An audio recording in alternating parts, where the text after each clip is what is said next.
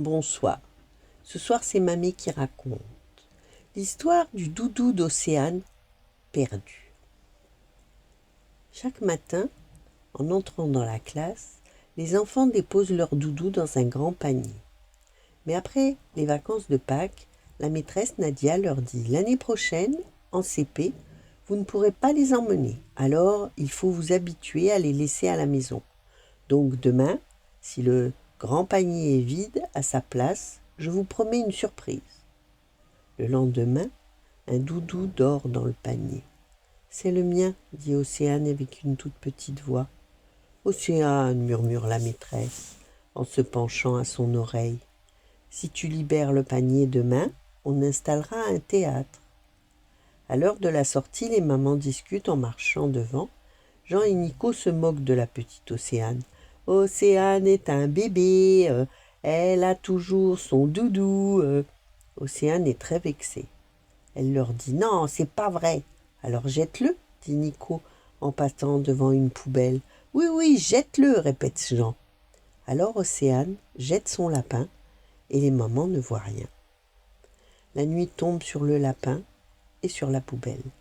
Quand Clara sort de chez elle, Clara est aussi à la maternelle, mais elle ne connaît presque pas Océane, parce qu'elles ne sont pas dans la même classe. « Dépêche-toi, » lui dit sa sœur en la tirant derrière elle. « La boulangerie va fermer. » Mais à cet instant, Clara voit une oreille qui dépasse de la poubelle. « Regarde !» crie-t-elle, « il y a un doudou jeté. »« On n'a pas le temps, » lui répond Annabelle, « et on ne ramasse pas dans les poubelles. » De retour à la maison, Clara saute sur sa maman. « Maman, maman, il y a une oreille dans la poubelle du réverbère, il faut aller voir qui c'est. »« Une oreille ?» s'étonne maman. « Oui, maman, une oreille de doudou. »« Tu es sûre ?» demande maman. « Attends, je mets mes souliers. » 5 minutes après, maman et Clara reviennent avec un petit lapin crotté. « Il est sale, » dit maman en le fourrant dans la machine à laver. La machine commence à tourner, tête en haut, tête en bas, et Clara chante à tue-tête. 1 heure plus tard, maman ouvre le hublot, le lapin atterrit dans une bassine. « Maman, » dit Clara, « regarde, c'est écrit dans son oreille. » Maman attrape le lapin et lit « Lapin de Nan pour la vie. » Dans l'autre oreille, un nom plus long est effacé. « Pauvre petit lapin mouillé, » pense Clara, et pauvre Nan, toute triste. De son côté, dans sa maison, Océane n'arrive pas à s'endormir. « Enfin, Nan, où as-tu mis ce lapin ?»